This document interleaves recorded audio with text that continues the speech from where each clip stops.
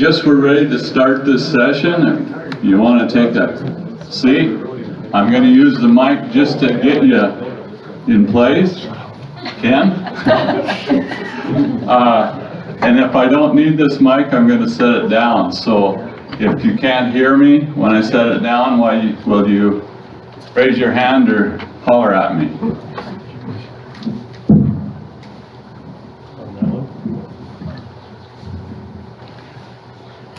Okay, I don't know if you can see this picture real well, but there's a metal ark sitting on a manure spreader. And who's got the heart to sit on a manure spreader and sing to the world? I thought that was a pretty neat picture. My talk is low stress cattle handling, and that's why I laid the mic down. Get rid of some stress. Just to talk about low stress cattle handling or low stress, I want to tell a little story because when you learn this, it's a lot of fun. I had to go get a bull out of some heifers, and when I went to the pasture to do that, I took to pick up the horse trailer and the horse, and I thought, well, I'm going to save a little bit of time here, and I can't drive into the pasture very far. So I drove in with the horse trailer, I backed up to the fence and swung the door back against the fence, the trailer door, unloaded my horse, and took off to go get this bull out of the heifers. And the neighbor was there, Bob, and he was cutting hay. So he was watching this whole thing, and I waved as I went by and went down over the hill to get the bull. Well, when you're working with low-stress cattle handling, what you do when you start is what sets up the whole picture. So I work with the bull, bring him back up over the hill, and we come riding along, and he's walking out here, and I'm a little ways behind him, but alongside of him. And the bull walks over, and he walks up to the horse trailer and comes around the side of it. Well, the gate's there, so he walks right in the horse trailer. So I unsaddle, loosen the cinch on the horse, put the halter on, and walk around and walk into the horse trailer and shut the center gate as I go in, and I'm on my way. Well, then Bob calls his neighbors the next day because we got a rain that night. And he said, "Will you come with me to gather my bulls?" And so Raymond and Daryl say, "Okay," and they do this routine. Raymond tells me the story afterwards, but he said, so the routine was, as I go pick up Bob's horse in my horse trailer, Bob's got the panels in his horse trailer, and Daryl meets us at the pasture. So we get there, and he said, Bob drives in, and he backs up to the fence and swings the gate open and comes over to get his horse. And we said, "Bob, where's the portable panels? You didn't bring portable panels?" He said, "No." He said, "I watched this yesterday and it worked just fine." 3 hours later, they went and got portable panels.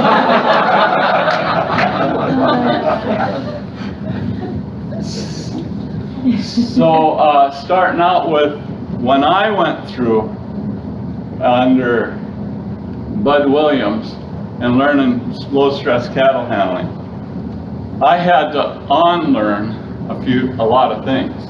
And I had to understand who I was and why I do what I do. And one of the things that I really had to work on was that, I had a pretty good cutting horse. I had a pretty good dog, or I could run a four-wheeler pretty fast. So my biggest thing is overpower those cattle. And I just had to back off. I had to learn who I was, why I did what I did. And so I went out and I had to do it on foot. And when I started doing it on foot, I couldn't overpower those cattle.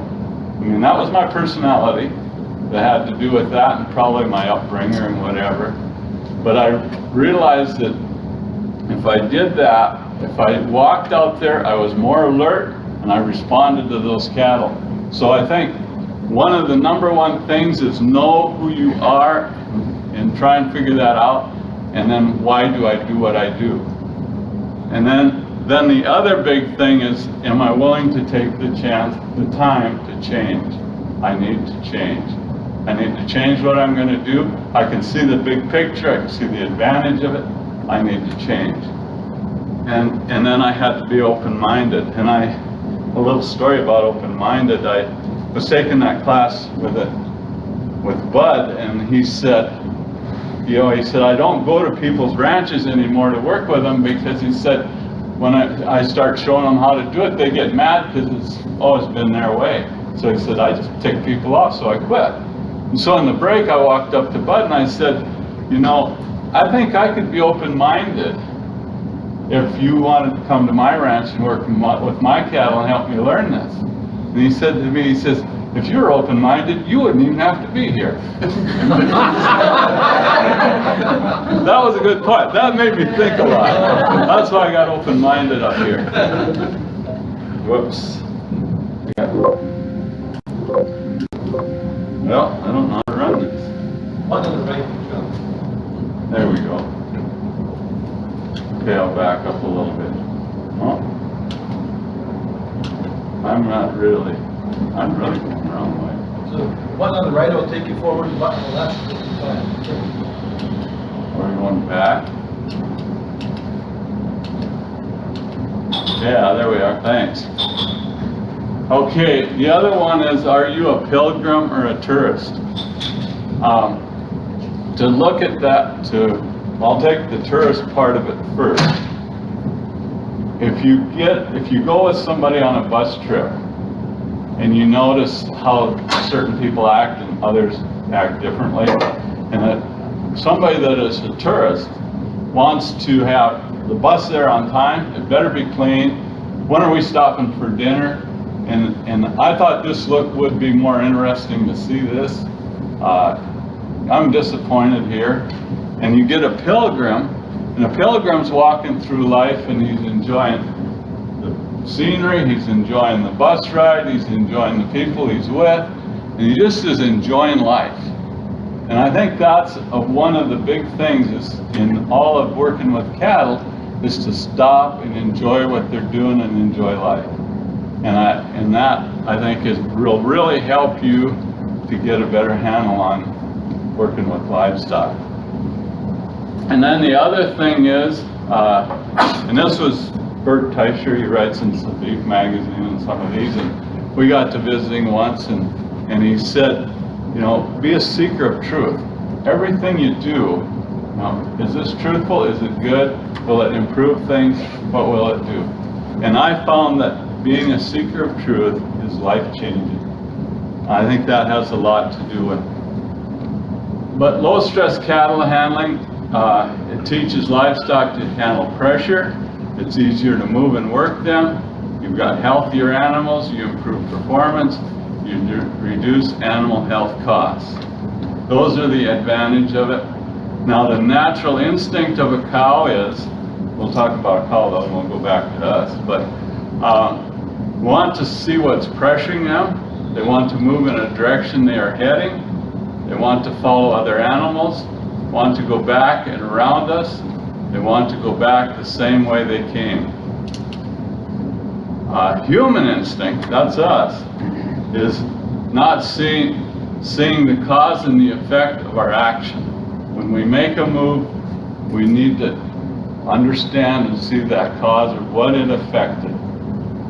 Then the other thing is we like to walk in circles around animals. Well, coyotes and wolves and lions, they all do the same thing. They walk in a circle, and get the animal upset and then wait for the one that's the weakest to nab it. So that's one of the things we want to work away from. We approach animals aggressively. I talked about that. That's what I did.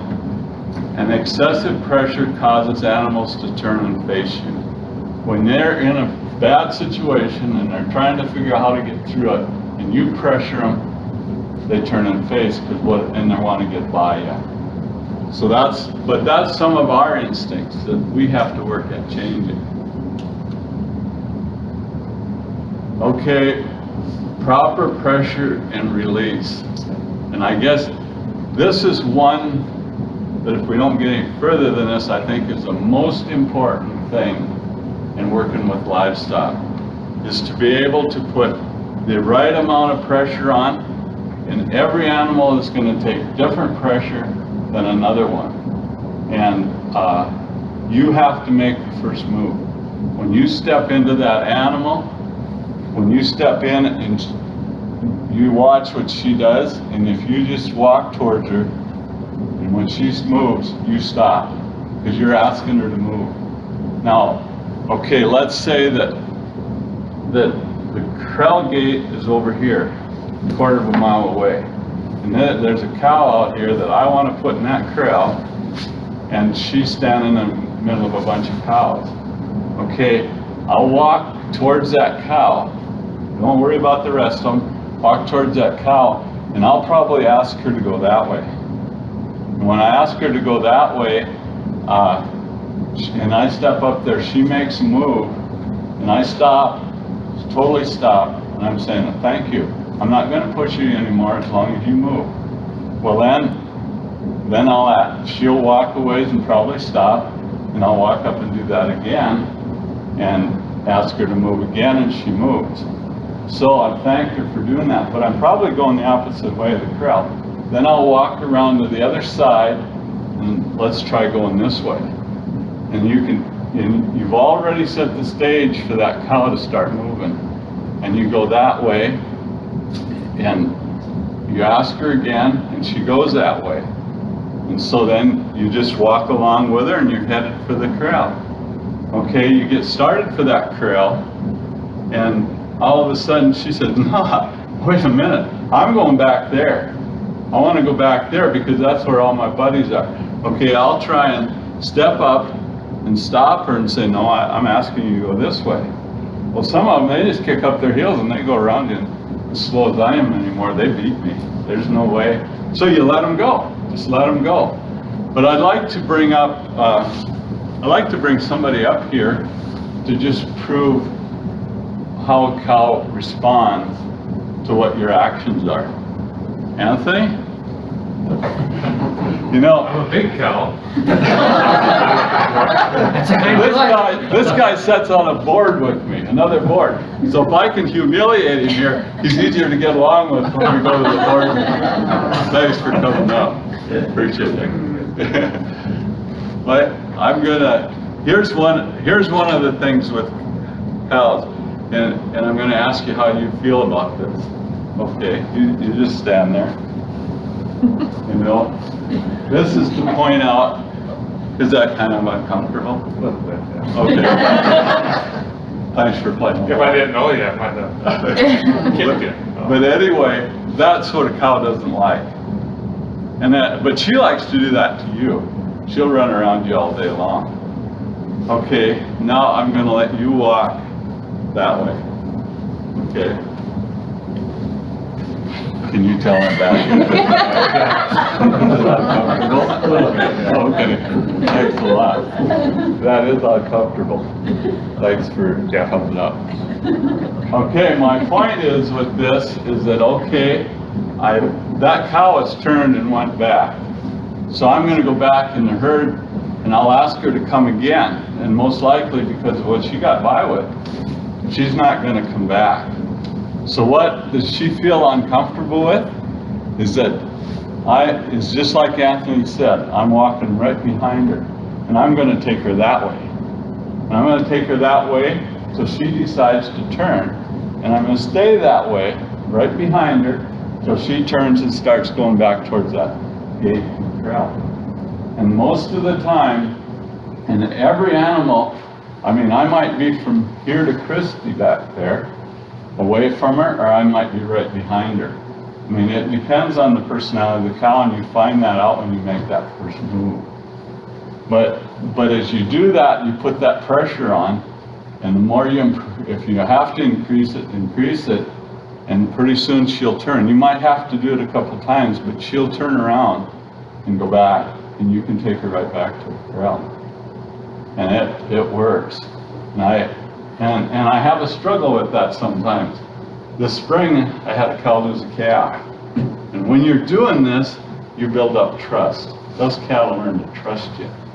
And it rained, it was muddy and it was sloppy, and I had to haul this cow to the sale. And so I go out there with a four-wheeler, because I'm not going to mud everything up with a horse trailer. And I walk that cow over half a mile into the place. And our corrals are rotted out, and we're replacing corrals, so, you know, there isn't much for corrals there. I backed the horse trailer, I've got the horse trailer sitting there pretty close to the corral, and I walk that cow in, and she walks right in the horse trailer. Oh, I drove that pickup down to the house, and I walked in the house, and I said, would somebody here take this cow to the sale? Because I can't do it. And they said, well, I thought you were gonna. I said, I can't. She trusted me enough in the seller. So somebody else took her. They felt sorry for her. They took her to the sale. So these are the things that, well, another one was a neighbor. We had cattle, and his bulls got in our cows. I sorted them out. Anyway, the next day, they were all back in there. And they come to round their bulls up, and they do it wide open. And they took all the bulls, but they took one of my bulls with them. And busted fence down and whatever, we fixed that, not a big deal. But my bull, they moved that bugger about 3 miles away. And I said, well, can I go, you know, I'll take the horse trailer and a horse and go down and pick up that bull. No, our cattle will go crazy, we'll be fixing more fence. When we get them in to work them, we'll get your bull out. And we'll call you. And so I said, okay. And you do this for neighbors, you know. So I went down there, and when they got it in, they called. And I walked into the corral, and they had a bunch of pens, and he was penned back there. And I backed up, but I wasn't really very close to the corral. And I walked in there, and I walked up, and I hollered at the bull. I said, what's the matter? And I opened the gate, he come. His head come up, and he come. And I barely beat him to the horse trailer to open that gate. He wanted out of there. He was going home with me. And he stood, I didn't even have to shut the gate. I mean, he stood there in that front of that corral, or that horse trailer. He wasn't getting out till we got home. I mean, that's the trust level. That's the amazing, amazing thing about an animal and what they'll do for you when you build trust and you learn to put the proper pressure on and release. So I think that's the most important thing in learning how to manage cattle and handle cattle. And as you do that, one of the other things that's been very helpful is when you're tagging calves, and if you walk out to a cow and you're going to put a tag in her calf, and she's smothered, that's supposed to be protected, you walk out there and you watch her, and as soon as that head comes up, and she's questioning you, step back 3 steps. And just watch her until that head goes down and she's comfortable again. And you can walk a lot closer to her. And then pretty soon that'll come up again, and you know it's a stress level. And you step back 3 steps and just wait, and she'll calm down. It might take 2 or 3 times to do that. You can walk up and pay attention to the calf and scratch the calf and rub him. Put a little bit of pressure on the ear where you're going to put the tag in, kind of synthesize it, and then put your tag in and rub him a little more and walk away. But if you have a cow that doesn't want, and I've got them, that doesn't want you to tag that calf, she's protective. You do it 3 times, and if it doesn't work the 3rd time, turn and walk away. Just be gone. And then come back later, whatever, and try it again. But I pushed that issue a few times, and I'm lucky I come out okay, but I was younger then, and I don't know. But I walked up and I did the pressure thing, and it seemed to work, but she wasn't quite real content with it. So anyway, I walked up and I put my leg over the calf and I'm tagging it. Boo, she comes. And I stayed there, put the tag in, but my pant leg was soaking wet from her beller right here. I'll never do that again. But I mean, she did trust me, but she was going to let me know that she was in charge. And luckily, she really wasn't that much in charge, or didn't take the charge ability. So, but that's pushing. I think that's where we have accidents. So walk away. Don't take that kind of a chance. So then I'll move a little bit into talking about moving a whole cow herd. Does any of you have any questions here as I'm going along? Sorry, I'd love to have you ask questions or have comments or whatever. But as you're moving a bunch of cows, and how you start out moving those cows makes a difference. If you come in slow, you take your time and you just walk, and you got cows lined up here, and you walk into the sides of them so they're moving, and just keep walking. They're comfortable. If you've got a good dog and he's going back and forth like that, you watch that dog. He'll do a lot of your training. He'll train you a lot, and just start them cows moving. And like you don't walk up behind any animal when you're doing that, because then you're making them uncomfortable, and that really doesn't help move them. You're just walking back and forth in a straight line, and that's when I brought up with Anthony that you start circling or doing that. That makes them uncomfortable, and they're not going to move. So you walk back and forth in a straight line, and you got the cattle going this way, and they're moving straight ahead, and you want to move them to start turning that way. You just change your straight line to an angle this way, and you just start moving out this way, and the cows will and more pressure here, and the whole herd will turn for you. But if you've got cows that you're going this way and all of a sudden some of them up there turn and you got their attention, you can walk. You don't walk up alongside of them to turn that. You walk straight out here, and that animal up there in the lead should notice you and turn back. But you're probably out a couple 100 feet from the herd that you're walking behind, and that'll turn them up at that end. And so you can control a lot of that. But Sunday we moved cattle, and we ended up going down on a road, and they were gonna keep going straight down the road. So I wanted them to turn, as they're going down this road, turn through this gate. So what I did is I went out a long ways away from them, and I watched the cow herd as I walked to see that I wasn't slowing up the cattle from moving. Because if you're walking right alongside them, and you walk up alongside of a herd of cows, you stop them. So you go out there quite a ways, and then you walk over to that gate, and you stand there, and the cows come, and they come right on around you. You come right through the gate.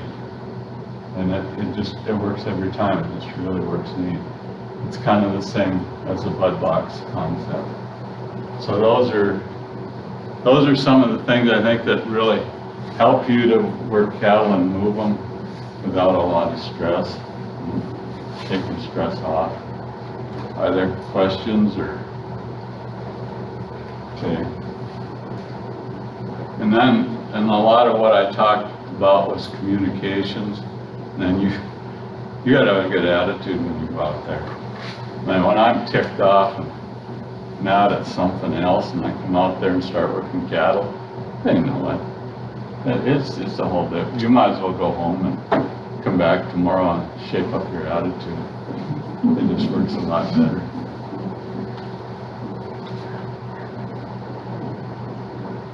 That's kind of going back over a little bit of what I talked about. I'm just trying to emphasize that teaching livestock to take pressure and trust is important. And I'm back for two. Yeah, just come on. Yeah, I'm going.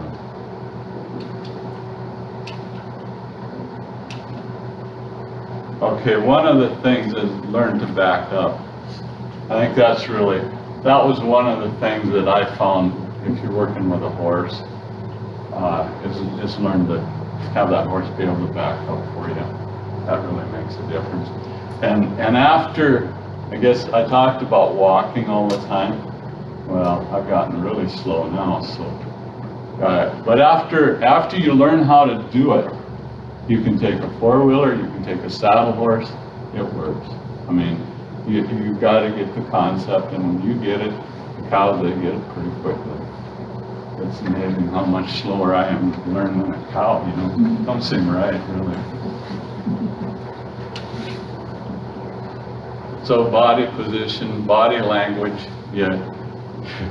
You know, you can go out there and start hollering, yelling at the cow, and then pretty soon you say, well, if you're not going to listen, I guess I'll listen to myself.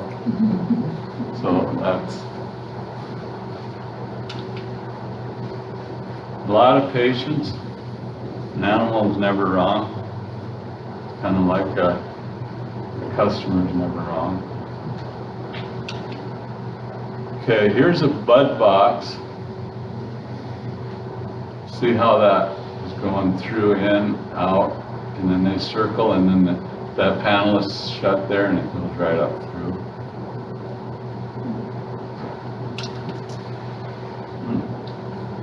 Oh, okay, here's another one. It shows that as the cattle come in, they go up into the box, and you go stand in that corner, and they'll come right around you and walk right down. The flow, it just works really well.